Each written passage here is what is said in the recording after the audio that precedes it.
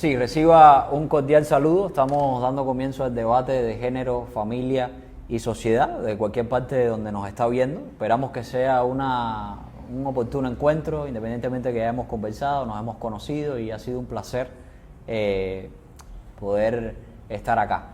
Obviamente esperamos que este debate esté basado sobre el respeto, la ética y la profesionalidad. A mi lado se encuentran dos personas especiales. A mi derecha está el licenciado Iramis Rosique, es especialista en la red de Defensa por la Humanidad, también editor de una revista, imagino que sea juvenil, ¿no? No, es una revista de pensamiento que se llama La Tiza. La Tiza, se llama una revista La Tiza, y bueno, está el doctor Bárbaro Marrero, profesor y rector del Seminario Teológico Bautista de La Habana, y bueno, profesor mío también, y es una gran bendición poderlo tener acá.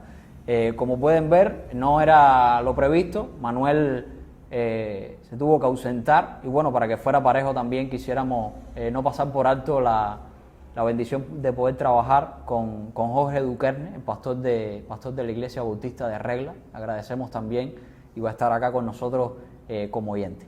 Quisiéramos puntualizar que específicamente no es un encuentro oficial entre dos instituciones específicas, simplemente estamos trayendo a luz puntos de vista diferentes en cuanto a todo el tema que está transcurriendo en nuestra nación. Quisiera compartirles de alguna manera, bueno, las reglas yo creo que ya las conocemos. Vamos a estar compartiendo un tema a la vez, 5 minutos por pregunta, tratar de evitar las confrontaciones directas, tratar de hablar a los que nos están viendo y también al moderador, evitar los términos despectivos, groseros, esperamos que no sea así. Y empezará Iramis con la primera pregunta, y creo que ya ir hablando de algunos conceptos específicos. ¿Y qué tal si empezamos definiendo el concepto de sexo, género e identidad de género? Sexo, género, identidad de género y orientación sexual también. Sexo, género, identidad de género y orientación sexual. Entonces, Iramis empieza definiendo. Gracias, Ferro, por haberme invitado a este espacio. Creo que son muy importantes estos espacios. Un tema muy delicado que hay que seguir hablando y hablando, a ver si podemos entenderlo. Entonces, bueno, esos conceptos de los que tú me preguntabas, definirlo, y vamos a tratar de aproximarnos, que son los conceptos que conforman la sexualidad de los seres humanos, en la sexualidad humana específicamente. Cuando hablamos de sexo, nos estamos refiriendo, en un sentido biológico estricto, al tipo de gametos que producen determinados individuos. Eso es un sentido biológico estricto. ¿Qué es lo que pasa? Que en ese sentido biológico estricto, en el caso de los seres humanos, hay, por supuesto, gametos masculinos. Entonces, en ese sentido hablaríamos de machos. Gametos femeninos, en ese sentido hablaríamos de hembras. Pero en el caso de los seres humanos ocurre también que hay personas intersexuales, que por su configuración genotípica, fenotípica, por un grupo de factores que se dan ahí, no necesariamente el conjunto de sus caracteres sexuales primarios, o sea, sus genitales, etcétera, etcétera, coinciden con el tipo de gametos que producen, o no coinciden con el cariotipo que presentan, o sea, con los cromosomas que presentan. Y nos encontramos con personas que son X y Y, sin embargo, fenotípicamente presentan un fenotipo femenino. Puede ocurrir. Esas cosas ocurren. Y esta categoría de intersexual, como una otra manera de entender el sexo, también le permite a los especialistas estudiar incluso padecimientos genéticos, como por ejemplo el síndrome de Klinefelter, donde hay un cariotipo que no es propiamente ni XX ni XY, y sin embargo también son individuos, y es una realidad que se debe explicar. En el caso del sexo, del género, que ya no estaríamos en la manera en la que yo lo entiendo, y la manera que lo entiende la Organización Mundial de la Salud, no estaríamos hablando de la dimensión biológica, sino que estaríamos hablando de características diferenciales que la sociedad asigna, y asigna es una palabra muy importante ahí, a cada uno de los sexos, a cada uno de los géneros, cómo la sociedad asigna determinadas características a lo masculino y a lo femenino. En torno, por supuesto, a estas características se construyen actitudes, atributos, roles que la sociedad considera que son apropiados para un sexo, para un género o para otro. ¿Qué es lo que pasa?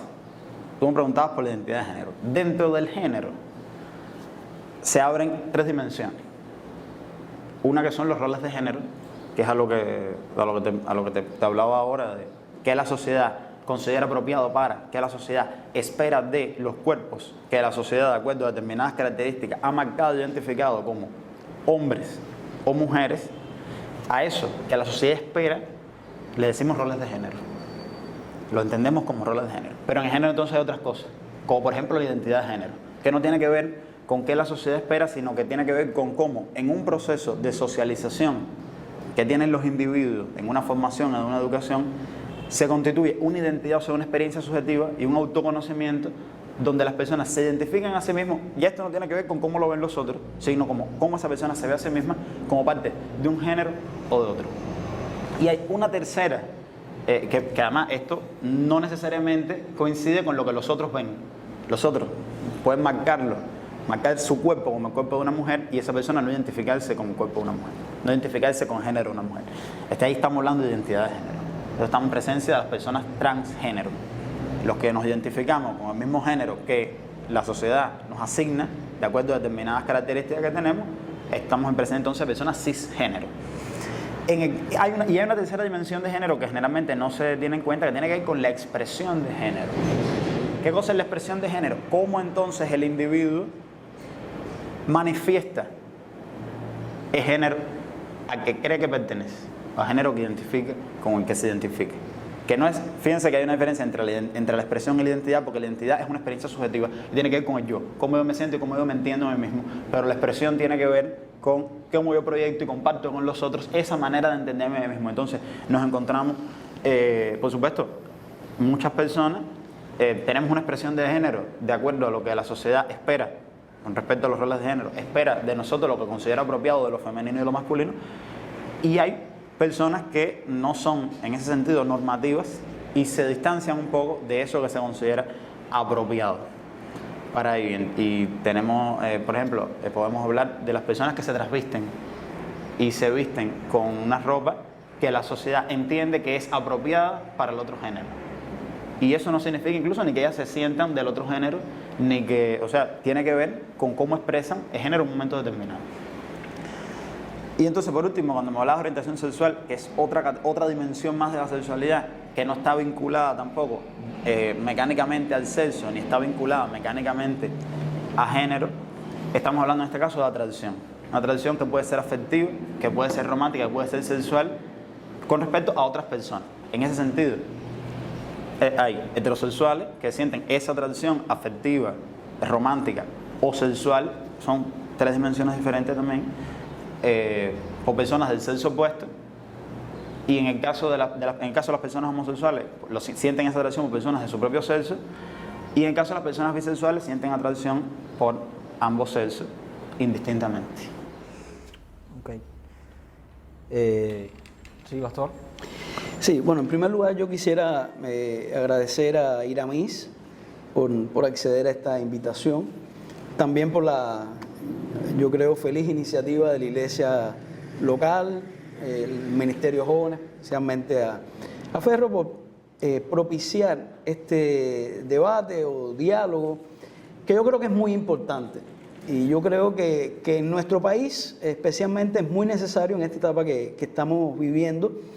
Y nuestro anhelo es que podamos dar un ejemplo de civilidad y de que es posible hablar de temas en los que no estamos de acuerdo, en los que probablemente al salir de aquí no vamos a coincidir, pero al menos nos damos la oportunidad de escucharnos y de saber que aun cuando pensemos diferente, pues no somos enemigos. Así que quisiera agradecer a Iramis y a la iglesia local por esta oportunidad. Yo creo que muchas personas también van a agradecer ser testigos de este debate o conversatorio.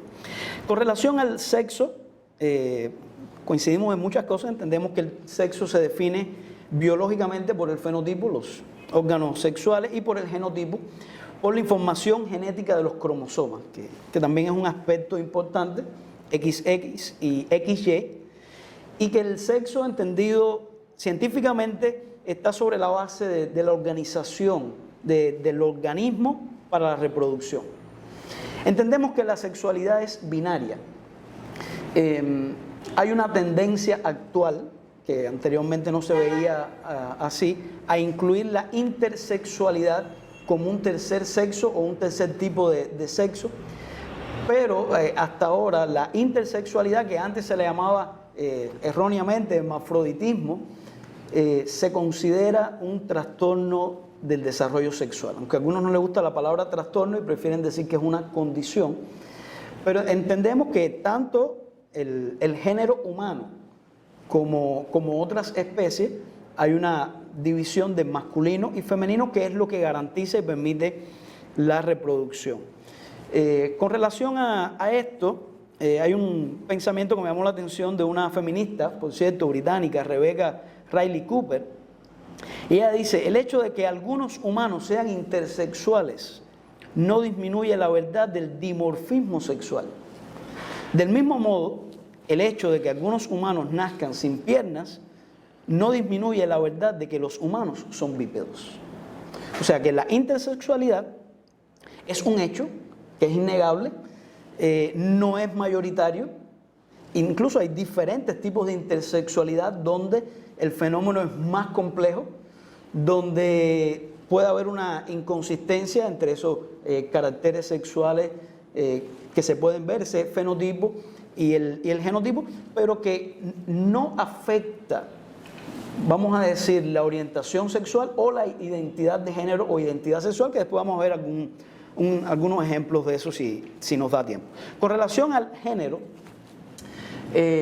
considero que es un concepto, un término ideológicamente creado. A partir de una serie de presuposiciones, de teorías, de ideas, se separa lo que es género de sexo. Y como tal, es un fenómeno que se atribuye a mediados del siglo XX. Según el diccionario Oxford, el género se utilizaba desde el siglo XIV fundamentalmente para referirse a la lingüística, para clasificar sustantivos. En muchos idiomas está el género masculino, femenino y neutro. Pero esto empieza a cambiar a mediados del siglo XX, donde empieza a desarrollarse y a gestarse lo que algunos llaman ideología de género o teoría de género o enfoque de género, y se empieza a aplicar a la sexualidad. Muchos le atribuyen al doctor John Money del Hospital Johns Hopkins vamos a decir, la popularización de este término aplicado a las ciencias médicas o aplicado a los seres humanos. De hecho, el término aparece por primera vez en la literatura académica en 1955, en un artículo precisamente del doctor John Money. Y a partir de estas ideas, lo que sugiere John Money es que el género y el sexo son dos cosas diferentes que no tienen por qué coincidir. El género es una construcción psicosocial, cultural, como decía también Iramis, y el sexo es algo biológico. Entonces, estas teorías que surgen a mediados del siglo XX, después vamos a hablar un poquito más acerca de eso, es lo que le da a este concepto del género la idea que hoy se le atribuye. Por eso consideramos que es un concepto ideológicamente creado y después vamos a argumentar un poquito más acerca de eso. La identidad de género es como la persona se ve, que también se habla de género masculino, femenino, se habla de géneros no binarios, incluso hoy se habla de 112 géneros y al parecer se siguen contando, ¿no? Desde los agéneros, personas que consideran que no tienen ningún género, hasta los pangéneros, que consideran que los tienen todos. Me llama la atención el amicagénero, que es la persona que asume el género de la persona con que se está relacionando o que es su amigo en un momento determinado. Entonces, como que es algo que se construye, que no es algo que depende de la biología, se entiende que no es fijo y hay diferentes criterios acerca de eso y como vemos hay diferentes clasificaciones. Se da el fenómeno de que la persona, su género no coincide con su sexo. Hasta el 2013 eso se consideraba un trastorno de identidad de género. Y así aparecía hasta el manual diagnóstico estadístico, en este caso la versión 4, pero en la versión 5 se cambia de trastorno. Yo creo que es parte de la influencia de la ideología del momento, y se empieza a llamar disforia de género, cuando el género de la persona no coincide con su sexo biológico y aún se sigue considerando como una disforia, o sea que la persona no se siente bien con que su género sea coherente con el sexo que tiene. Y la orientación sexual describe la atracción, que puede ser, se habla de atracción erótica, romántica, como decía Iramis, estamos de acuerdo con eso, y que hay diferentes clasificaciones. Iramis mencionaba 3, algunos hablan de 2 más: la asexual, personas que no tienen ninguna atracción erótica, o pansexual, que es la persona que tiene, asume por supuesto todas las atracciones. Hay discusión en si hay otras atracciones sexuales que se pueden incluir aquí. Por ejemplo, hay mucha discusión con la pedofilia, si la pedofilia es una atracción sexual o no. Después vamos a llegar y podemos hablar más acerca de eso, pero lo cierto es que la pedofilia se define como una atracción sexual, en este caso hacia menores, donde tiene que haber una diferencia de edad determinada, y está clasificado también en el DSM. Sin embargo, algunos no aceptan que sea una orientación sexual. Pero hay personas, profesores de psicología, y hay datos que después podemos dar acerca de eso, que sí consideran y defienden que la pedofilia es una atracción sexual, como incluyen otros tipos de atracciones sexuales. Bueno, hemos estado viendo acerca de sexo, acerca de género, los conceptos específicos, identidad de género, orientación sexual. Ok, ahora, ¿cómo estos conceptos se pueden enfocar específicamente en el matrimonio y familia? O sea, ¿cómo podemos ver estos conceptos y cómo podemos ahora definir, teniendo una noción clara de ambos conceptos que vimos anteriormente, ahora viendo el concepto a raíz de familia y matrimonio, o viceversa? Bueno. Sí, ahora vamos a... No sé si hacíamos ahora los comentarios de también. de lo anterior. Ya, perfecto. No hay Si problema. podíamos comentar, que Sí, yo claro. quería hacer nada más que 3 observaciones. Una es cuando el uso del término ideología, que hay una pregunta específica sobre eso, cuando decimos que algo es una construcción ideológica, porque ideología tiene muchos sentidos, y desde el sentido de falsa conciencia hasta el sentido de ideología como conjunto de ideas para la acción política específica. Obviamente género es un concepto que no podía existir antes del siglo XIX, por ejemplo, en el sentido de que lo entendemos hoy, porque en el sentido de que lo entendemos hoy, el género, sin duda, como categoría teórica, es una creación de la sociología, y la sociología como ciencia no existía antes de ese momento. Pero lo que no es una creación es el hecho de que la sociedad realmente le asigna a determinados individuos determinados comportamientos y los configura como género, independientemente de que creemos la categoría o no, para estudiar ese fenómeno. Estudiar por qué.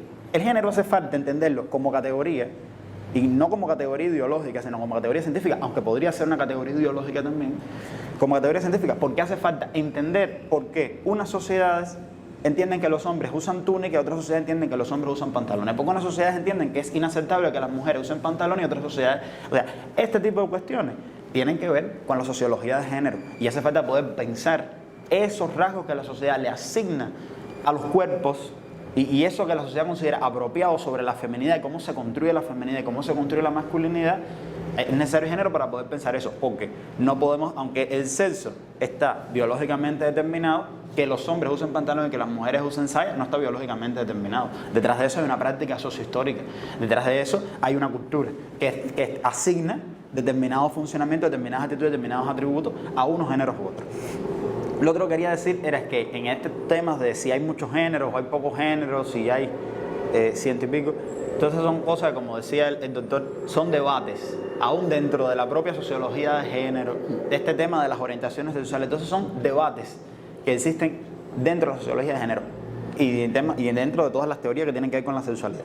Y en el caso particular de la pedofilia, si nosotros pensamos en cómo hemos definido la orientación sexual y las formas en la que la orientación sexual se manifiesta cuando decimos homosexuales, heterosexuales, que los definimos con respecto al género o al sexo de la otra persona, no tiene nada que ver, o sea, está completamente fuera de ese tipo de clasificación. Por ejemplo, la edad de las personas.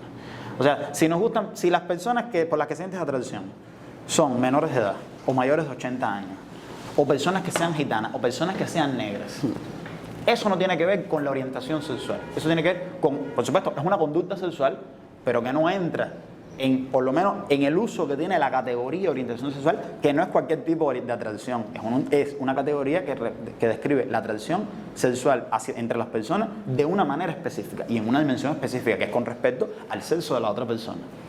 O sea, yo siempre soy muy crítico de esa manera de valorar, ni siquiera digo, bueno, es que valorar siquiera la pedofilia como una forma de orientación sexual, o que me parece que se sale completamente de lo que la orientación sexual como categoría científica que nos permite pensar el comportamiento sexual trata de describir.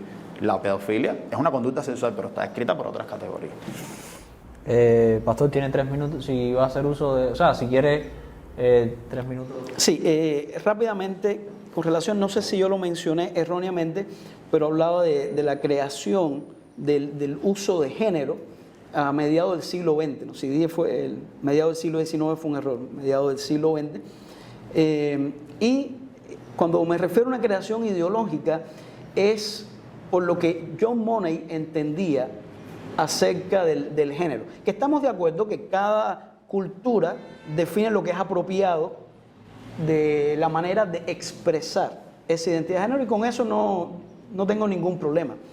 Es el asunto de que crea un divorcio entre sexo y género, y que realmente la persona o la cultura puede de alguna manera impactar ese divorcio. Y hay un experimento que después vamos a hablar de John Money, que él pensó, bueno, si la persona nace como un niño y tiene un problema en sus genitales, no hay ninguna dificultad con hacer una reconstrucción sexual y criarlo como una niña, porque de todas formas, como que es la cultura quien determina el género, y el género no tiene ninguna relación con el sexo, no va a haber ningún problema. Después vamos a ver el resultado de ese experimento. Y con relación a la orientación sexual, realmente yo no he encontrado mucho en la definición de orientación sexual que diga orientación sexual se refiere hacia qué género o hacia qué sexo la persona se siente atraído. Si se define así, por supuesto que todo lo demás queda excluido.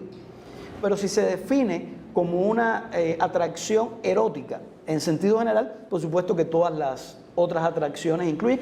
Y por supuesto, es una cuestión de debate que no tiene nada que ver con una postura, vamos a decir, conservadora o liberal. Tiene que ver, yo creo, que cómo se define orientación sexual. Si escogemos definirlo como una atracción hacia un género o un sexo determinado, por supuesto que podemos limitarlos a esos 3. Si lo vemos más amplio, por supuesto que otros tipos de atracciones pues también caben ahí. Bueno, ahora sí podemos pasar a conceptos específicos va a empezar ahora Bárbaro hablando, a dar los conceptos específicos acerca de matrimonio y familia. Sí, matrimonio, si vamos al origen etimológico de la palabra, como es conocido, viene de 2 términos latinos: matri, que viene de matriz o madre, y el monio, que es estado o condición de. Por tanto, conceptualmente, etimológicamente, la palabra significa una relación, un vínculo que trae consigo como fruto que la matriz da un resultado o una descendencia. Entonces, es una relación que por esa misma definición etimológica habla de la relación entre un hombre y una mujer.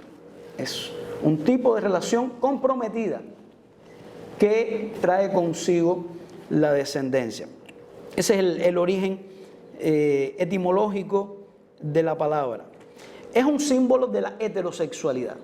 Eso es importante entenderlo. Históricamente ha sido un símbolo de la heterosexualidad, y por eso entendemos que hablar de un matrimonio homosexual es un oxímoron, es una contradicción semántica. Porque de la historia de la palabra, el origen de la palabra, de la institución, habla de una relación heterosexual. O sea, que desde muchos años hay relaciones homosexuales, pero lo que es novedoso es llamarle a esa relación un matrimonio. No estamos discutiendo, en este caso, analizando el término, si dos personas del mismo sexo tienen el derecho a unirse, después tal vez se pudiera hablar de eso, o tener relaciones sexuales, o incluso de ser protegidos por la ley. Porque incluso aunque se acepte la unión legal, unión civil, entre dos personas del mismo sexo, no hay por qué llamarle a esa relación matrimonio, porque sería, entendemos, una contradicción, y eso significaría diluir un concepto y deconstruir un símbolo. Es como lo vemos. De hecho, se ha sugerido que las relaciones homosexuales o las personas no heterosexuales pueden incluso crear un nombre, un término para esa relación y que pudiera describir exactamente de qué se está hablando. Se ha hablado de homomonio o gaymonio, lesbimonio, y eso describiría muy bien ese tipo de relación sin entrar en una contradicción semántica. Y para mí lo que es más serio, sin robar y destruir o deconstruir un símbolo tan importante para la heterosexualidad. La trascendencia social del matrimonio y por qué debe ser protegido ese concepto de manera especial, no es un capricho, ni una arbitrariedad cultural, ni un gusto. La razón es que el matrimonio auténtico conduce a la reproducción. Y hay un compromiso entre esas dos personas, que por eso van al matrimonio, no es una relación sexual ocasional. Hay un compromiso entre esas personas de formar una familia, de aportar nuevos ciudadanos a la sociedad y de, por supuesto, criarlos como seres humanos de bien, que ese es el ideal. Por eso es que la sociedad debe proteger esa relación como históricamente se ha entendido, como una relación que hace producir o fructificar la matriz.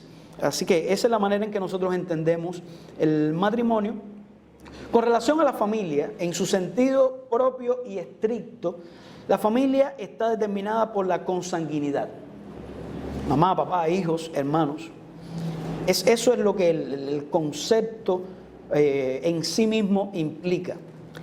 Eso no quita que pueda haber otras relaciones o que esas relaciones sean tan fuertes que lleguen a considerarse una familia, pero en el sentido metafórico. Incluso pudieran llegar a ser más fuertes que con la familia consanguínea.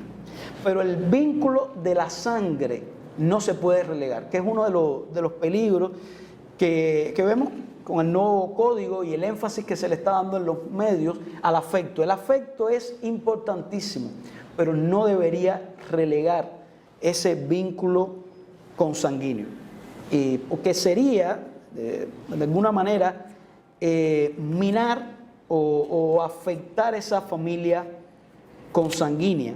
Si nosotros decimos que solamente el afecto o primariamente el afecto es lo que define una familia. Yo creo que la consanguinidad es clave para una familia. Ok, Iramis, entonces Yo quiero que des concepto, o sea, y después entonces rebatir sí, la... es que yo iba a empezar curiosamente por donde mismo empezó el doctor. Lo que pasa es que ahí tenía una variación, ¿no? El tema de matrimonio, que es de donde viene el concepto que tiene que ver con el cuidado de la madre. ¿Por qué pasa esto? Porque el matrimonio es una institución antiquísima que tiene dos momentos fundamentales en la historia de la humanidad.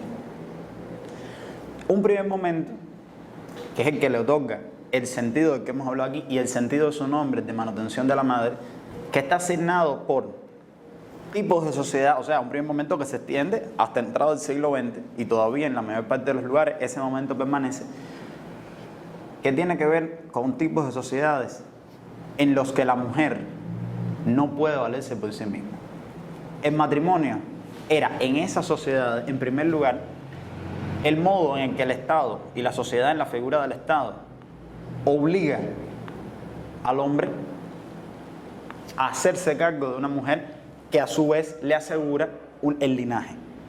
En las sociedades anteriores a la existencia del matrimonio, que son sociedades que tienen otras configuraciones de familia, donde el linaje no es importante, porque la herencia no es importante, porque además matrimonio y patrimonio no suenan parecidos por gusto.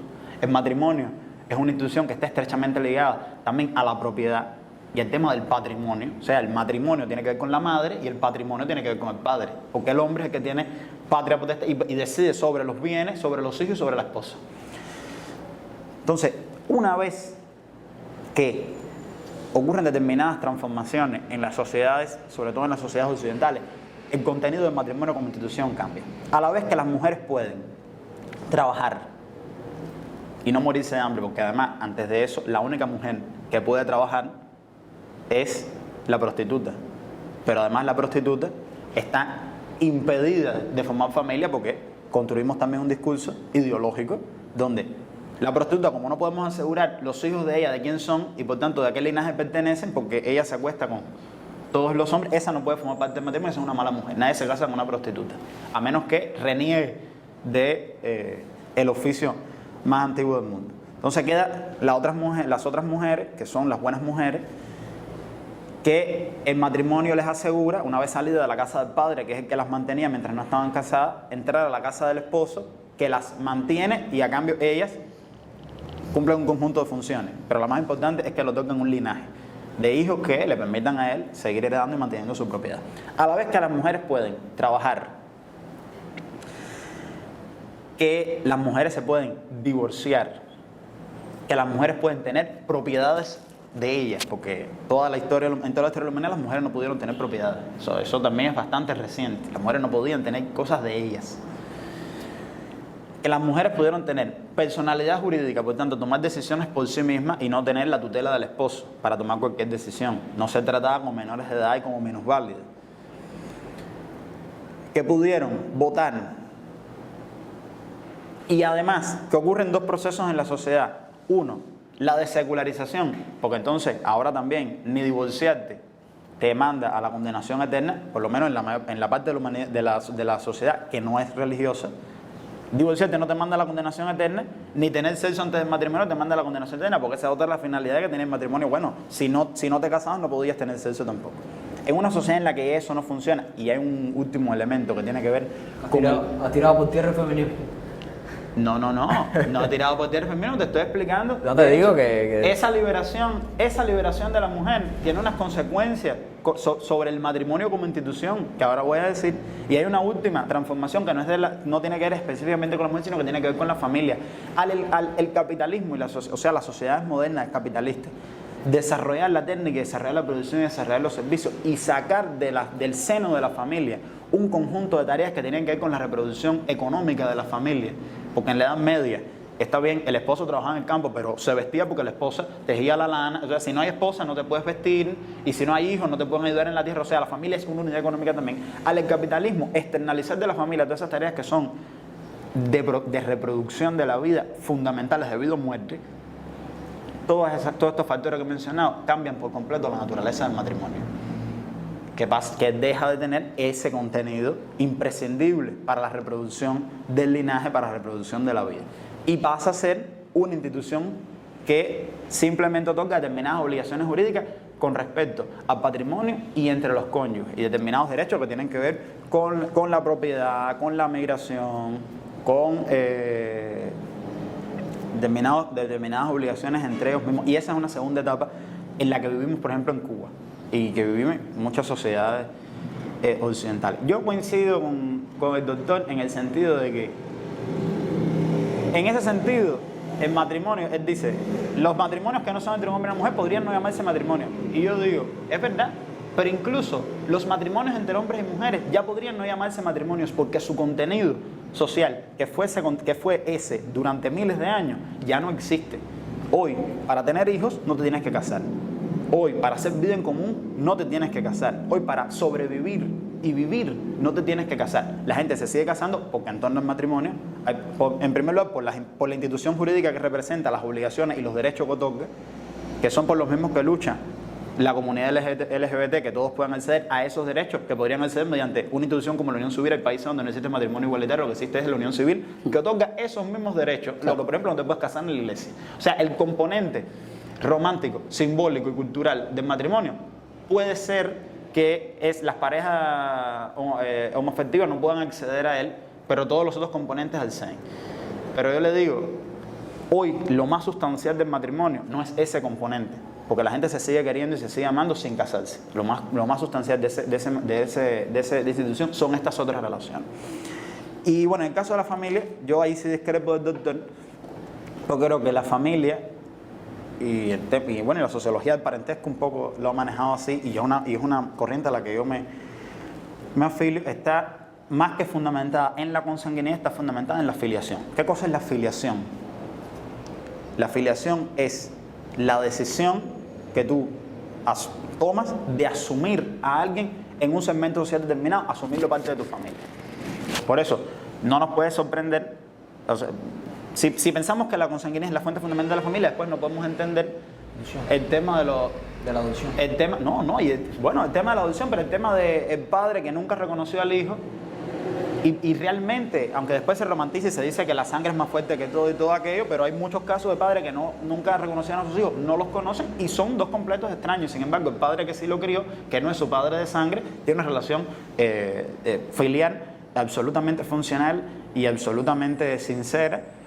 O sea, en ese sentido, para mí, la familia no lo toca la consanguinidad necesariamente, aunque sin duda la consanguinidad es todavía la fuente fundamental de la constitución de la familia, y por eso nos decimos cosas como, bueno, la familia no se escoge, donde nosotros en esa frase nos resignamos a que asumimos la filiación de personas que a lo mejor no nos agradan, pero como ponemos relaciones de consanguinidad, las asumimos.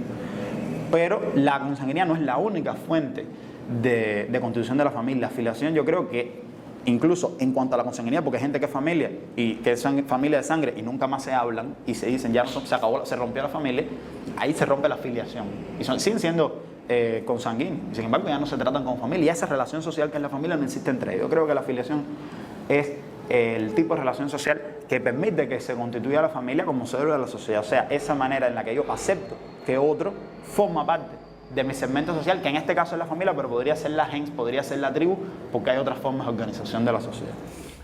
Ok, no sé si el pastor quisiera...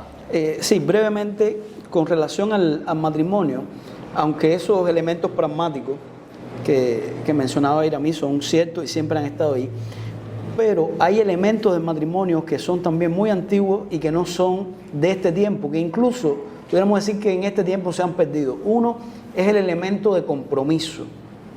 Cuando dos personas decidían unirse y tenían un compromiso de formar una familia. Entonces, eso es muy antiguo junto con el tema afectivo. Que en otros tiempos, ciertamente, muchas veces había un contrato social que se hacía y no era tanto porque las personas estaban enamoradas, pero alguien venía y hacía matrimonio, pero estaba basado fundamentalmente en una decisión de compromiso para formar una familia. Y ahí yo creo que es donde está la parte importante, ¿no?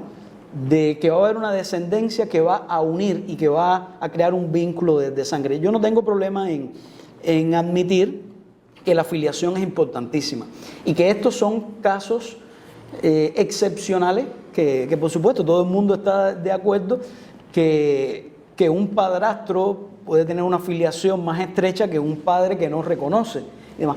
Pero nuevamente nosotros no podemos legislar por los errores o por las excepciones o por lo que no debería ser, sino que el ideal es que el padre sanguíneo sea quien tenga esa filiación y a partir de ahí crear la norma, y lo otro por supuesto está fuera de la norma, ¿no? Pero solamente quería mencionar eso. Bueno, sí, yo quería decir con respecto a eso, que el problema de la consanguinidad de la filiación no excluye la consanguinidad. O sea, cuando yo le digo la filiación es la fuente fundamental, no estoy excluyendo la consanguinidad. Las relaciones que se establecen entre personas consanguíneas son también relaciones de filiación. Lo que pasa es que cuando decimos la consanguinidad es la fuente fundamental, sí excluimos la filiación. Y sí cerramos los ojos de esos casos excepcionales. Lo que pasa es que la filiación incluye a los casos excepcionales, incluye a los casos que no son excepcionales, incluye a los consanguíneos y a los que no es consanguíneo. Es lo que yo quería decir.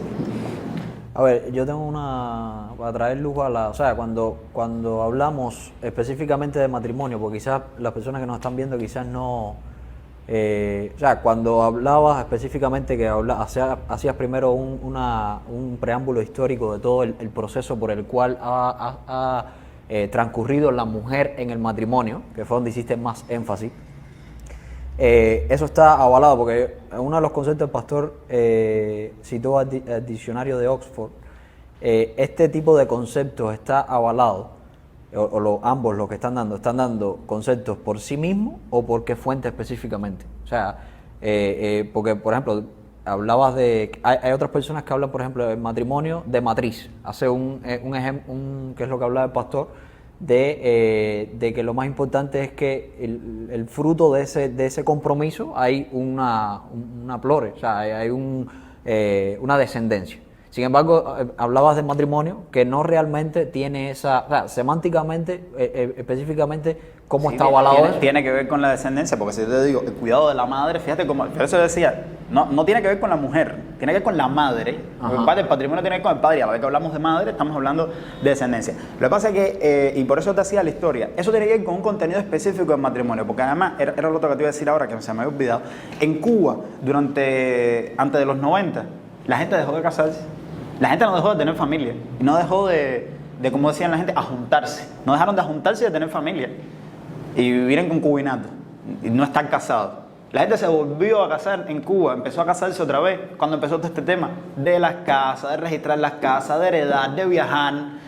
Pero hasta ese momento la gente no se casaba, y eso nos refleja un cambio del contenido del matrimonio como institución, que nosotros, que podemos tratar de defender su dimensión cultural, la parte romántica, pero en la parte esta más pragmática, mientras la gente en Cuba no necesitó prácticamente, me imagino que las personas que, por ejemplo, que eran católicas, siguieron casándose, por ejemplo, por la iglesia. Mi mamá tiene amistades que siguieron casándose, y los cristianos en general, y mi mamá se casó, pero hubo montones de personas que dejaron de casarse porque no tenía sentido en una sociedad en la que, por ejemplo, la propiedad no era importante, heredar no era importante, tener cosas a tu nombre no era importante. Para mucha gente dejó de tener sentido casarse. Y no dejaron de quererse, y no dejaron de tener familia. Por eso, centrar el matrimonio en la descendencia, el compromiso en la familia, a mí me parece que reifica y fetichiza un poco la institución del matrimonio. Cuando en la realidad estamos viendo que la gente obtiene esas mismas cosas sin casarse, y las ha obtenido sin casarse, y estamos viendo que hay un movimiento hacia el matrimonio ahora, incluso en la comunidad LGBT, que tiene que ver no con que la gente quiera verse un día en un altar vestido de una manera determinada en un rito específico, sino porque la gente tiene necesidad de tener copropiedad, de heredar, de decidir quién decide cuando desconectan a alguien en un hospital, que son cosas importantes para la vida de la gente, independientemente de lo cultural y de lo afectivo y de lo romántico que pueda haber en la institución del matrimonio. Ok. Bueno, quedan unos pocos conceptos en esta primera parte, que viene siendo específicamente conceptos de homofobia, de transfobia, bifobia, o sea, toda esos conceptos, y discurso de odio. ¿Qué representa para la comunidad LGBT o estos conceptos a nuestra actualidad? Bueno, tanto la homofobia, la transfobia y la bifobia tienen que ver con el rechazo a las personas homosexuales y al colectivo homosexual, transexual, bisexual. Lo que pasa es que eso adopta muchas maneras. Tú decías, y me hablabas del discurso de odio. El discurso de odio es una de las maneras que puede adoptar. ¿Qué cosa es el discurso de odio? El discurso de odio es un discurso que incita, legitima, promueve la violencia o el menoscabo de la dignidad de grupos específicos. Generalmente grupos oprimidos, aunque no necesariamente. Puedo hacer un discurso de odio contra cualquiera, que es donde llamo a que sea violente, a que le quiten derechos, a que no exista, a desaparecerlo, exterminarlo. Pero generalmente los grupos que están privilegiados y los grupos que no son grupos oprimidos tienen sus dispositivos de defensa que minimizan y que neutralizan el discurso de odio. Pero los grupos oprimidos, el discurso de odio lo que hace es reforzar sus condiciones de opresión. Obviamente cualquier discurso homófobo no es un discurso de odio. Solo el discurso que promueve la violencia, que promueve la limitación de derechos, que promueve el exterminio, esas cosas son un discurso de odio. Lo que pasa es que la homofobia, la transfobia y la bifobia como rechazo, como puesta en duda, como discriminación, legitiman, son la antesala del discurso de odio. Cuando los científicos nazis decían científicamente que los judíos eran un pueblo inferior, no estaban haciendo un discurso de odio, pero ese discurso de ellos, que es un discurso racista, servía de fundamento a el que sí hacía un discurso de odio después en la propaganda y decía que había que exterminarlos porque eran un problema. Entonces, ese es un gran problema del tema de la homofobia en relación con el discurso de odio. No son lo mismo, pero una alimenta al otro. Ok, pastor. Sí, nuevamente viendo el origen de la palabra, esta viene del griego, homo, que significa igual, y fobia, que significa temor. Homo viene del homosexual, y por eso el significado de la palabra originalmente es alguien que le tiene temor a los homosexuales. El bi habla de los bisexuales y el trans de los transexuales. A pesar de que originalmente el término se refería a eso, a un temor, la connotación que se le ha dado posteriormente es una connotación de odio o de aversión a estas personas, ¿no? Las fobias son trastornos mentales, aunque no está concebido la homofobia como un trastorno mental, es una creación posterior. Y muchas veces se utiliza, y aquí yo creo que es donde está el problema, ¿no? Para cualquier persona que tenga un criterio que no sea favorable a la conducta homosexual o a la identidad homosexual o a la orientación homosexual como alguien homofóbico. Y aquí es donde yo creo que hay un problema, ¿no? Porque el hecho de que tú tengas un criterio diferente no significa ni que le tienes temor a esa persona, ni que le tienes aversión o que le tienes odio. Y hay yo creo que es un concepto que se ha utilizado muy negativamente. Por ejemplo, plegable, un folleto, dice: la homosexualidad no es un peligro, la homofobia sí. Y explica la homofobia, y está todo el concepto. Es interesante, me lo dieron cuando yo era pastor en Pinar del Río. Llegaron unas personas, al parecer tenían que ser activistas de la comunidad LGBT, y me lo entregaron en la puerta de la iglesia. Yo era el pastor de la iglesia y lo recibí. Bueno, lo he conservado porque me ayuda para estas cosas, para entender cómo piensa la otra persona. Los recibimos, no los maltratamos, ¿no? Y puede ser que yo no esté de acuerdo, pero eso no significa que yo le tenga odio o que yo le tenga temor a esas personas, ¿no? Incluso yo puedo sentir amor, yo puedo relacionarme, yo puedo tener incluso una amistad con esa persona. Pero eso no significa que yo le diga: tu conducta está mal. Como muchas veces los padres le hacen a los hijos. Que puede ser que estén equivocados o no, pero no es una cuestión de homofobia, porque la homofobia se ha convertido en un término técnico para ridiculizar personas, para desacreditar personas. Incluso algunos lo comparan, ¿no? Que en este tiempo decir homofobia es casi que como decir nazi, y algunos lo utilizan como sinónimo. Con relación al discurso de odio, también es una expresión que se ha utilizado, pienso yo, o se está utilizando de una manera errónea. Yo entiendo el discurso de odio como atacar a la persona y no al argumento. Puede ser que no esté de acuerdo con una persona, pero eso no me da derecho a mí a atacar a la persona. Ahora, yo tengo todo el derecho de decir: creo que el argumento es erróneo, me parece que estas son las razones por las que es erróneo, y eso no puede o no debe considerarse un discurso de odio. Discurso de odio es desear mal de la persona que disiente. Discurso de odio habla de palabras ofensivas, obscenas o soeces, que realmente puede venir de cualquier lugar. En la actualidad, en los medios, se habla de los que apoyan la familia tradicional, algunas veces sin mencionar el nombre de la iglesia: retrógrados, obsoletos, misóginos, fundamentalistas en un sentido negativo, supremacistas. Yo creo que todo eso es discurso de odio, porque en lugar de explicar por qué el argumento está mal, estás tratando de denigrar a la persona. Eso es lo que yo veo como discurso de odio. Aquí tengo una presentación. Por ejemplo, esto es, creo que una de las promociones de este año de la campaña contra la homofobia y la transfobia. Y este sobre todo me llamó mucho la atención, el de arriba a la izquierda, dice fundas no. Y fundas es el diminutivo ya más despectivo aún de fundamentalista. Y yo veo esto como un discurso de odio porque no está hablando de un pensamiento, está hablando de agredir, incluso agredir físicamente a una persona porque tiene un pensamiento diferente al que tiene la otra persona. Esto es reciente también, una iglesia en Villa Clara que puso ahí la declaración de la convención en la puerta de la iglesia, lo plasticaron, lo pusieron ahí, a alguien parece que le molestó y le pegó candela. Y entonces, por supuesto, como había plástico, ahí están todas las... Pero históricamente, el poner en las catedrales, sobre todo en la Edad Media, era una invitación a un debate, a conversar. Mira, estas son las ideas que yo tengo, ¿qué ideas tú tienes?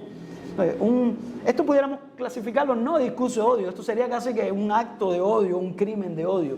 Y nosotros, la iglesia, nos oponemos rotundamente tanto al discurso de odio que denigra a la persona y no al argumento, que utiliza palabras soeces, que utiliza palabras ofensivas hacia la persona, como a cualquier crimen de odio, como a cualquier violencia de este tipo. Y yo creo que es importante tener en cuenta eso, porque no solamente, no estamos hablando aquí de Cuba, en otros contextos se está censurando a personas, incluso a pastores, por enseñar lo que entendemos que dice la Biblia, que la homosexualidad es un pecado. Eso se está considerando un discurso de odio. Incluso llegar a afirmar la heteronormatividad o la familia tradicional, el decir que el matrimonio es entre un hombre y una mujer, algunos lo están calificando de discurso de odio. Yo creo que eso es un extremo que tenemos que evitar. Incluso libros que han salido. Hay un libro magnífico que se llama Cuando Harry se convirtió en Sally, que fue censurado en Amazon. Y cuando uno ve las personas que recomiendan ese libro, el autor es un filósofo con una capacitación académica muy avanzada y los que recomiendan ese libro son psiquiatras de años, como un libro magnífico hablando del transgenerismo en la actualidad. Sin embargo, fue censurado ese libro porque decía tiene discurso de odio. Y el autor decía una cosa muy importante.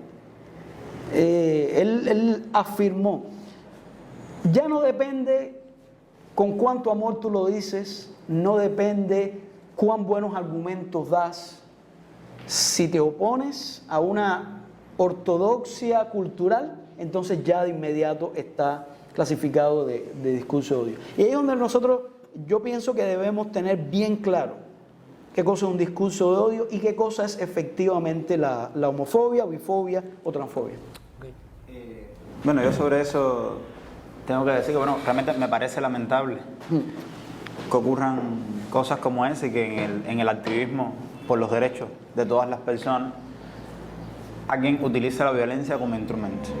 Pero, por ejemplo, yo quisiera agregar, esta semana en España fue asesinado un joven por ser homosexual.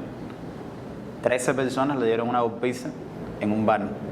Samuel Luis se llamaba. El discurso de odio, cuando este tema de las opresiones inversas, cuando ocurre desde abajo hacia arriba, que está igualmente censurable, porque el discurso de siempre es censurable, tiene unos efectos diferentes a cuando ocurre de arriba hacia abajo. El discurso homófobo mata. El discurso heterófobo que puede existir no tiene muertos. O sea, esa iglesia, bueno, le quemaron el cartel, pero probablemente la estadística de los cristianos o de los heterosexuales que han sido asesinados, en tanto heterosexuales por homosexuales y por bandas homosexuales, sea nula. Y en Cuba muchísimo más nula. Pero la estadística de personas trans, de homosexuales, de mujeres lesbianas y de mujeres que han sido asesinadas por personas que entendían que en ese momento tenían derecho a matarlos porque eran homosexuales, porque eran transvestidos o porque era su mujer y era su propiedad, es mucho mayor y esas personas en el ejercicio de la violencia están respaldados de un discurso que no los llama a la violencia, pero les justifica que ese que es homosexual o esa que es lesbiana o ese que es trans o esa que es trans es inferior, es diferente y además está equivocado y no debería existir. Entonces, yo creo que a la hora yo entiendo esas manifestaciones que usted me pone aquí, entiendo cómo ustedes se sienten y nosotros mismos en el mundo de la militancia nos enfrentamos a eso porque hay personas que tienen una manera muy radical, muy extremista, porque radical decía Martí y decía Marx, coinciden felizmente en eso, que era llegar a la raíz de los problemas. Radical viene de raíz, pero nada más extremista, entenderlo, pero siempre hay que comparar eso con el tipo de personas que son sometidos. Cuando la gente decía, bueno, es que la gente de Black Lives Matter, esas no son las maneras. Bueno, a lo mejor romper las tiendas y agredir policías no es la manera, pero hay que comparar ese tipo de violencia con la violencia a la que son sometidas las personas negras en Estados Unidos por la policía, porque no es la policía durante los últimos 200 años. Entonces, a la hora de hablar de esa violencia inversa, yo creo que siempre es censurable, pero hay que matizar, y yo no lo justifico, pero a veces los entiendo. A la gente que ha sufrido violencia, porque además, en la comunidad LGBT, todos los homosexuales, todas las lesbianas y todas las personas trans hemos sufrido violencia desde que somos unos niños, de todo tipo. Entonces, cuando una persona, su manera de afrontar eso es desde la violencia, hay que entenderlo. Y la persona que ejerce violencia homófoba no está justificada porque probablemente nunca ha sido víctima de violencia, o menos no de violencia discriminatoria. Entonces, yo te quiero hacer una pregunta con respecto al ejemplo que pusiste en España. ¿Cómo es posible cómo la comunidad ha tenido tanta trascendencia en España, siendo un país pionero en la lucha por los derechos de todas las personas? ¿Cómo es posible que ocurran este tipo de cosas? Bueno, porque al parecer, mientras la injusticia es invisible y nadie lucha contra ella, está normalizada y todo el mundo deja que pase y a nadie le importa mucho. Pero en cuanto existe un movimiento que revela la existencia de una injusticia y que además la denuncia y quiere luchar contra ella y pone en peligro los privilegios de determinadas personas que se sienten cómodas en el privilegio y que además sienten malestar, porque en las cosas que tienen que ver con la discriminación hay un momento psicoanalítico que es muy importante, que es el del malestar, que es el de que cuando ve a una pareja de lesbianas en la calle, él no puede explicarlo, pero siente malestar. Y lo que quiere es que esas dos personas desaparezcan de su vista. Y él no lo puede explicar, porque no sabe de dónde sale en su cerebro que eso le provoca disgusto, pero quiere virar la cara. El malestar que le provoca a la gente que se habla de los privilegios, el malestar que le provoca a las personas que son homófobas, que son transfobas, que son racistas, que las personas que ellos consideran que no debían existir o que son inferiores accedan a la igualdad y a los derechos, por supuesto produce una respuesta. Y mientras más se lucha por los derechos en España, aparece, por ejemplo, un partido como Vox, que de dónde bebe de ese segmento de la población española que era homófoba, siempre lo fue, lo que pasa es que no tenía por qué activamente expresar su homofobia, porque ya el franquismo tenía a los homosexuales bastante aterrillados, los fusilaba, etcétera, etcétera. ¿Para qué iban a moverse por nada? Ahora, que se pueden casar, que pueden adoptar, que hay leyes contra que sancionan el discurso de género y los crímenes, el discurso de odio y los crímenes de odio, obviamente esas personas sienten que su derecho a oprimir y su derecho a ser diferente, a tener privilegios, está siendo puesto en peligro y actúan en consecuencia. Entonces en España hemos visto una exacerbación, no solo en España, en Brasil, en Polonia, en Hungría. Mientras más avanza la agenda de igualdad, no solo de la comunidad LGBT, sino también la agenda de igualdad racial y la agenda de igualdad de las mujeres, vemos cómo en respuesta a eso se articulan movimientos ultraconservadores que entienden que ese tipo de avance de derechos tiene que ser detenido por las vías que sean. Y encontramos esto, una persona que este muchacho entra en una discusión con otro muchacho, pero ya cuando el otro muchacho lo agrede, ya hay un conjunto de gente que ya venían probablemente de su casa de oír constantemente a Santiago Abascal, de oír constantemente a Rocío Monasterio y al otro decir que es que los homosexuales que van a echar a perder más a España y que España no sé cosa, no sé qué más. Cuando se encuentran en el momento, en el acto y la oportunidad de la violencia, ya la ejercen. O sea, y hay todo un proceso. Sí, puedo... por supuesto, la Iglesia condena todos esos tipos de crímenes de odio Y yo creo que una iglesia evangélica centrada en la Biblia no va a tener una actitud como esa. Siempre hay que ver qué es lo que está ocurriendo. Y hay que tener cuidado porque en la manera en que supuestamente se quiere llevar a la igualdad, y yo lo tengo por ahí como uno de las consecuencias o implicaciones sociales del nuevo código o todas estas cosas, que puede hacer crecer una animosidad que tal vez entre nosotros sea inexistente en nuestro contexto, porque yo por lo menos no escucho mucho de que mataron a esta persona por ser homosexual entre nosotros, que la sociedad haga eso. Pero de alguna manera se está incitando. Por eso me llamó la atención en esta semana ver un programa de la televisión donde mataban a una mujer por ser lesbiana. Yo creo que esa no es la realidad, por lo menos la realidad que yo he visto y he vivido en varios lugares de Cuba, en campos, ciudad. No me parece que esa sea la norma. Sin embargo, la presión externa sí puede incitar a la violencia. Y nosotros como iglesia, por supuesto que vamos a estar en contra, pero hay otros sectores de la sociedad que tal vez no tienen los mismos valores que tienen los cristianos o que tenemos los cristianos y van a reaccionar de otra manera. Entonces, yo pienso que en la sociedad, por eso es algo que hay que tener en cuenta, hay que ver cómo se defienden los derechos o lo que algunos consideran derechos y otros que no, porque tratando de buscar igualdad lo que pueden hacer es sembrar más odio y sembrar más desigualdad, que no sea tanto por el problema de la homosexualidad o la transexualidad, sino por la manera en que se quiere imponer un criterio a la sociedad. Yo creo que es algo que hay que tener en cuenta con relación a eso.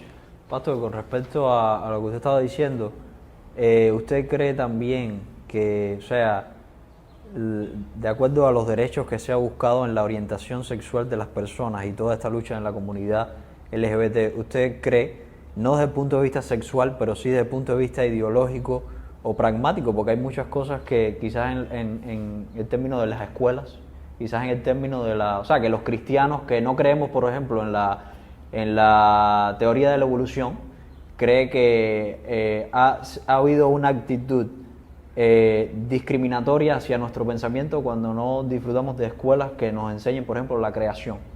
En ese sentido, cree que puede haber una similitud en cuanto a discriminación y que no se han hecho campañas en ese sentido a hacer escuelas para que todos tengamos los mismos derechos.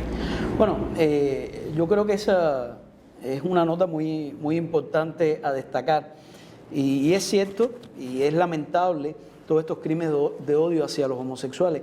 Pero si vamos a las estadísticas, en este momento hay más cristianos muriendo por ser cristianos que homosexuales muriendo por ser cristianos. En muchísimos países y en muchísimos lugares, en la India, en África, en países musulmanes. Y como tal es una triste realidad. Los cristianos sí sabemos lo que es ser discriminados. No, los homosexuales también, todos sabemos. Por eso, lo que decía a mí que hay personas que no han sentido en carne propia, los cristianos lo hemos sentido, pero tal vez la manera de exigir lo que entendemos que es un derecho o que todo el mundo tenga que decir que está bien lo que yo hago, es lo que pudiera ser contraproducente. Y es en el caso de los cristianos, ¿no? Que están matando cristianos, están haciendo una serie de cosas, pero eso no implica de que nosotros tenemos que imponer nuestra forma de pensar a todo el mundo y tenemos que exigirle, incluso judicializar a quien piense diferente. A quien cometa violencia siempre hay que judicializarlo, pero lo que no puede ocurrir es que eso pase al que piensa diferente y que se justifique como que el que piensa diferente es el que incita a la violencia, porque no necesariamente es así. Ok, entonces, bueno, esta primera pregunta era muy abarcadora. Entonces pasaríamos ahora a la segunda pregunta, después de pasar a los términos conceptuales. Ahora, ¿es la homosexualidad una conducta aprendida o se nace homosexual? Repito, ¿es la homosexualidad una conducta aprendida o se nace homosexual? Ahora le toca empezar al pastor. Sí, esta es una pregunta compleja. Desde el principio admitimos que la sexualidad humana es algo muy complejo, como el ser humano en sentido general.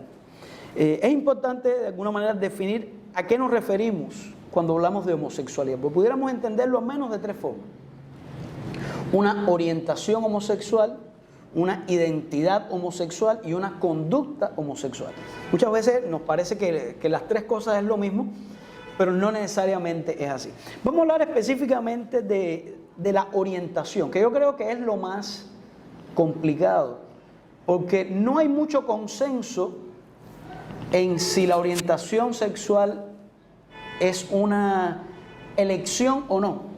Aunque yo diría, me inclino a pensar que la mayoría de las personas coinciden en que no es una elección. Pero la conducta sexual sí es una elección. Y la identidad, o sea, la conducta homosexual y la identidad homosexual también. ¿Cuáles son las causas de la homosexualidad? Se han propuesto muchas teorías de causas biológicas. Se ha tratado de explorar en los genes, se ha buscado, hasta ahora no ha aparecido nada genético. Se ha explorado en el cerebro y no hay un estudio, famoso estudio de Levy, que trató de demostrar que había diferencias cerebrales, aunque hay contradicciones en ese mismo estudio que ahora se han reconocido, nadie lo admite, pero aun cuando hubiera ciertas diferencias, la pregunta es si esa es la causa o es el resultado, por toda la neurociencia, la plasticidad del cerebro y todas estas cosas. Aunque hay varios estudios que pudiéramos mencionar, lo que tengo entendido y lo que he podido investigar es que hasta el momento no se acepta científicamente que haya una causa biológica para la homosexualidad. Se puede hablar incluso de predisposiciones a comportamientos que se asocian a la homosexualidad. Eso se ha hablado y yo creo que tiene mucho sentido, pero no una causa biológica que determine como tal la homosexualidad. Se ha hablado de causas ambientales, se han propuesto varias, ¿no? La relación sobre todo con el padre, que viene desde el psicoanálisis con Sigmund Freud y el complejo de Edipo. Ciertamente hay varios estudios que han mostrado indicadores que una mala relación con el padre incide en la homosexualidad. Y hay estudios que han mostrado esto. Se habla también de casos de abuso sexual que pueden provocar también esta orientación o esta identidad, abuso infantil. Se habla también de un ambiente congenial o armonioso, y hay dos estudios, un estudio que se replicó primero en los Estados Unidos, que en su momento fue el estudio más amplio acerca de la homosexualidad, y ahí descubrieron que un ambiente congenial era, por ejemplo, haber crecido como adolescente en un contexto urbano. Esto es un estudio de 1994 y también reconoció, sobre todo en la homosexualidad masculina, la incidencia de la relación con el padre. Cuando este estudio se replica en Dinamarca y se hizo el reporte o el informe de este estudio en el 2006, fue un análisis que se hizo con 2 millones de daneses. Y Dinamarca es el primer país que admitió la unión civil homosexual en 1989. O sea, que no es un país que se caracterice por la homofobia, lo que se pueda llamar homofobia. Al contrario, muy amistoso. Pero llegaron a la misma conclusión al analizar en este estudio que un ambiente urbano podía facilitar. Descubrieron también, en el caso de los hombres, una mala relación con el padre, también se reprodujo eso. Y en el caso de las mujeres llamó la atención que había una madre que moría en la adolescencia o una madre ausente. Aunque por supuesto no se puede hacer generalizaciones. Yo creo que nadie puede ser tan simplista como para decir, por esta causa ya la persona va a ser homosexual, porque no ocurre así. Yo pienso que tiene que ver con una multifactorialidad que determina que la persona tenga una orientación homosexual, una atracción. La orientación no es otra cosa que la atracción o el gusto de personas que tienen una orientación homosexual y nunca se identifican como homosexuales, o tienen una atracción homosexual, pero incluso pueden llegar a tener una relación heterosexual. o evitar tener conductas homosexuales. Entonces, la orientación tiene que ver con esto. Otra pregunta que se hace es si se puede modificar la homosexualidad, pensando sobre todo en la orientación. Hay una cita de Sonia Soriano, una especialista que no me parece que es cristiana, pero una especialista de esta temática en España. Ella dice, mientras no se conozcan definitivamente las causas de la homosexualidad, y después de hacer todo un estudio doctoral, ella dice, bueno, no están definidas las causas. Los conocimientos de que se disponen no son suficientes para afirmar que la orientación sexual se puede modificar. O sea, eso está sujeto a discusión, pero lo que yo creo que no está sujeto a discusión es que si la persona escoge identificarse como homosexual y si la persona escoge tener una conducta homosexual. Iramis. Bueno, ahí el doctor ha hecho una tremenda exposición, un conjunto de estudios que son ciertos y que, bueno, como él decía al final, el estudio de esta doctora, lo cierto es que ninguno es concluyente. Nadie ha podido decir, bueno, las causas de la homosexualidad son estas o es lo otro. Y él hacía al principio una distinción, que bueno, es decir, él hacía de tres categorías, ¿no? Yo haría de una, ¿no? Una cuestión que tiene que ver con la identidad homosexual, tal como la entendemos ahora. Las personas que se identifican a sí mismos como homosexuales dicen, bueno, yo soy homosexual y eso implica A, B, C y lo que sean las prácticas homosexuales, o sea, la conducta homosexual propiamente dicha. Nosotros, este fenómeno es tan complejo que nosotros no podemos saber, o sea, hay muchas teorías, el profesor las mencionó, hay teorías que tienen que ver, que son endocrinas, hay teorías neurológicas, hay teorías del psicoanálisis, probablemente, pero por ejemplo, nosotros no podemos saber cuántas personas tendrían sistemáticamente conductas homosexuales si no viviéramos todos en una sociedad heteronormativa, que además tiene dispositivos de castigo para los que no acatan la heterosexualidad, la heteronorma vigente. O sea, porque ser homosexual y tener prácticas homosexuales tiene consecuencias. Por muy modernos que estemos todavía todavía eso para las personas tiene consecuencias. Y cuando se habla, por ejemplo, del entorno urbano y del entorno rural, puede parecer que el entorno urbano favorezca la homosexualidad. No, el entorno urbano lo que favorece sin duda que la gente practique con mucha más libertad, tenga prácticas homosexuales con mucha más libertad que en entornos rurales que suelen ser más conservadores, en ese sentido más represivos, en ese sentido más normativos. Y para las personas tiene consecuencias más graves tener relaciones homosexuales, porque hay un problema de castigo, porque vivimos en sociedades heteronormativas. Entonces, por ejemplo, ¿cuántas personas tendrían prácticas efectivamente homosexuales si no existiera la heteronorma y si no hubiéramos una sociedad que castiga las prácticas homosexuales de diversas maneras? No lo sabemos. Por tanto, ¿cuántas personas proclives y que han sentido en su vida una vez, dos veces, sienten cada rato, sienten cada rato atracción homosexual, pero no es la única atracción que sienten? No sabemos. Habrá montones de personas que tienen una vida heterosexual, que se identifican como heterosexuales, y esa es la diferencia. En cuando la gente ya asume y dice, bueno, yo soy homosexual, también hay a quien no le queda más remedio, porque hay quien en efecto no siente ningún tipo de atracción por el sexo opuesto. Y la única atracción que siente es por el mismo sexo. Entonces ahí está como mucho más claro cómo se constituye esa identidad, pero el que está en ese continuo donde, bueno, siente atracción por el sexo opuesto y por el mismo sexo, probablemente no está dispuesto a afrontar todas las consecuencias de vivir una sexualidad en plenitud, porque tiene consecuencias. Y sencillamente dice, bueno, si soy un hombre, me caso con una mujer y tengo montones de novias y ya me quito de arriba ese problema y este es el fruto prohibido. Y nunca practico, o tengo una experiencia y ya más nunca, y me caso y tengo mis hijos, pues no me enfrento a lo que significa en sociedad ser homosexual o ser identificado como homosexual por el resto o tener prácticas homosexuales.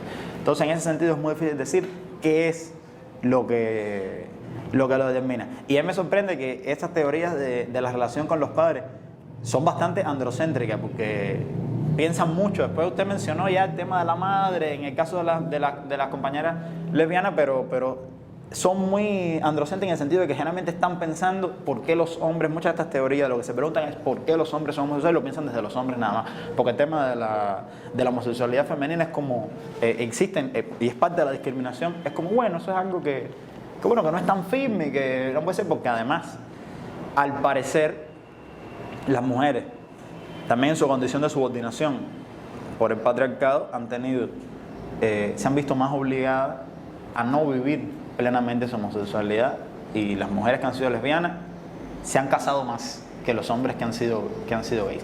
Y una última cosa, hace poco nosotros, Jacob en Latinoamérica, publicaba un texto que se llamaba Capitalismo e Identidad Gay, de un autor norteamericano, Di Emilio se llama, el autor creo, el apellido.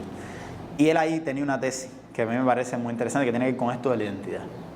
Y vuelvo otra vez cuando ella dice, el capitalismo, esa tesis que yo lo he explicado ahorita a la familia, el capitalismo que saca de la familia todo un conjunto de funciones que son debido a muerte y que tú, si no estás insertado en una familia, estás condenado a morir. Y el capitalismo crea lavandería, crea restaurantes, crea tiendas de ropa, o sea, crea un montón de servicios que ya no hace falta que se satisfagan hacia lo interno de la familia, crea las condiciones de posibilidad para que surja algo como la identidad gay, que no existía, aunque existieran prácticas homosexuales, en sociedades premodernas.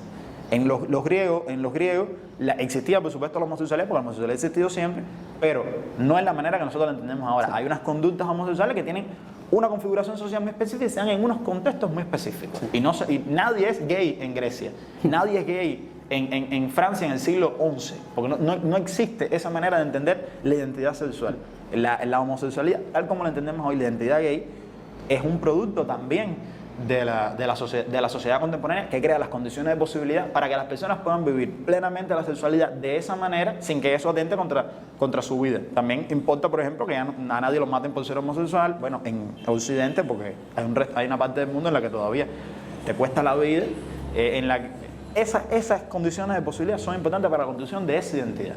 Por eso a mí me parecía muy interesante esa distinción que usted hacía, doctor, entre la conducta, o sea, la práctica específica de acostarse con una persona o no, y la identidad que se constituye donde tú dices, bueno, yo soy homosexual, o soy gay, o soy lesbiana, o soy trans, y eso implica A, B, C, y es una manera de vivir específica.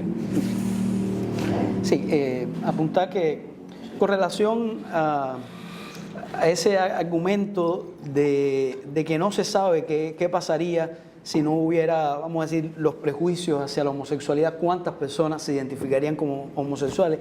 Si invertimos el ejemplo y dijéramos, ¿qué pasaría si no hubiera abuso sexual infantil? ¿Qué pasaría si no hubiera divorcio y el padre y la madre estuvieran juntos criando a su hijo?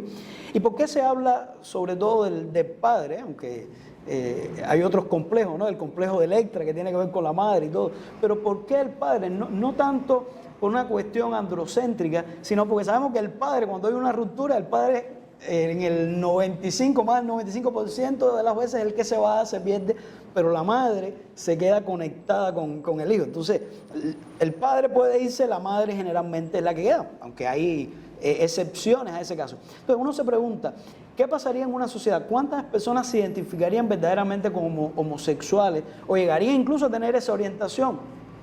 Como decía, si no hay abuso infantil, si el padre está y hay una estructura familiar funcional que cada vez en Cuba es más inexistente, aun cuando se ataca, realmente el problema es que cada vez hay menos. ¿Y qué ocurriría también si no hubiera promoción homosexual?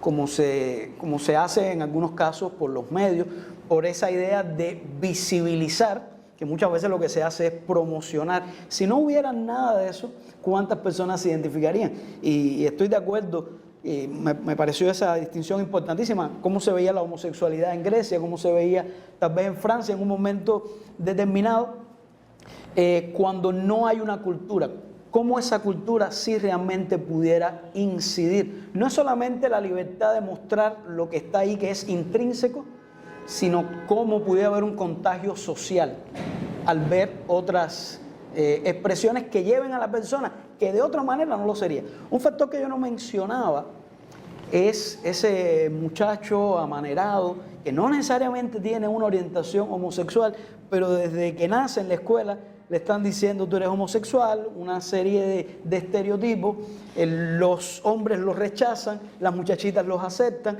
y al final llega a tener una orientación, una identidad y una conducta. Pero uno se pregunta, ¿qué hubiera pasado con ese niño si hubiera sido tratado con respeto, si se hubiera entendido solamente que no es que es un homosexual, simplemente tenía otras maneras por cuestiones endocrinas, hormonales, qué sé yo? ¿Qué hubiera pasado con ese muchacho si no se hubiera sometido a esas condiciones ambientales? Entonces, de alguna manera el vaso está medio lleno, pero puede estar medio vacío, en dependencia de cómo se mire ahí. Bueno, yo quisiera agregar algo. A mí me parece realmente muy interesante y desearíamos un mundo en el que todas esas formas de violencia, en que no hubiera agresores sexuales, en que no hubiera malos padres, porque son una forma de violencia también, y los padres ausentes son malos padres, sí, en que no hubiera bullying. Pero déjeme decirle que yo, en mi experiencia personal, conozco a montones de homosexuales que no han sido violentados de niños, que no tienen mala relación. Yo no tengo mala relación con mi padre, mi familia es una familia bastante... Mi familia es el diseño tradicional y original.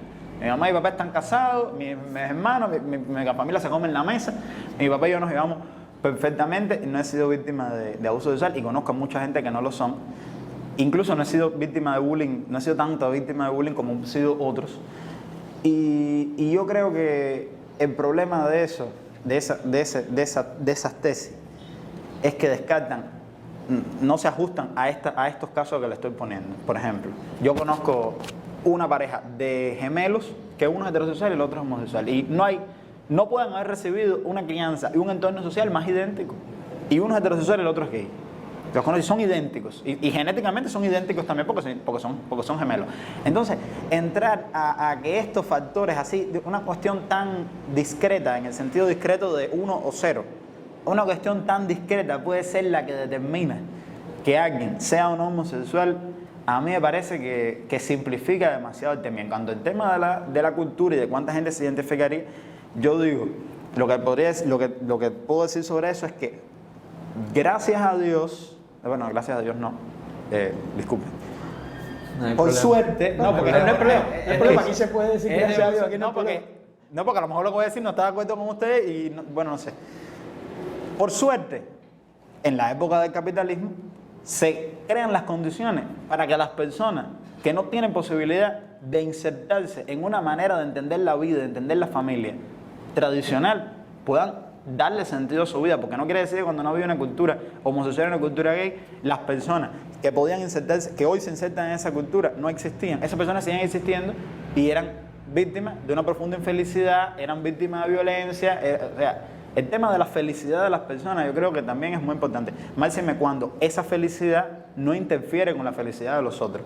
Es algo que yo siempre pondría ahí a la hora de valorar. En el siglo XI, en Grecia no, pues en Grecia hay otro tipo de comportamiento, pero en el siglo XI, en plena Edad Media, es imposible que se constituya una identidad homosexual, porque además la familia es una cuestión de vida o muerte. Te hace falta, porque si no, no puedes sobrevivir, hace falta quien te cuide, hace falta tú poder trabajar. Es una cuestión de vida o muerte. Pero debe haber habido montones de personas profundamente infelices en ese sentido, porque su atracción, su comportamiento, lo que sentían y por lo que sentían atraídos en ese momento era inexpresable. Y además estaba profundamente censurado, profundamente castigado, y entonces ahí hay que ver. E incluso el tema de la agresión sexual hay que ver en los escándalos que históricamente se le ha dado a la Iglesia Católica, que es donde se han dado esos escándalos, cuánto componente hay ahí, no han vivido plenamente su sexualidad porque viven en un entorno represivo que les impide vivir plenamente su sexualidad y la evacúan de esas maneras que son contrarias al normal desarrollo de las relaciones sexuales. Okay. Bueno, pasamos a otra pregunta y viene ya más a tono con la ideología de género como tal o agenda de género. ¿Es la ideología de género o la agenda de género un mito o una realidad? Empezamos contigo, Iramis.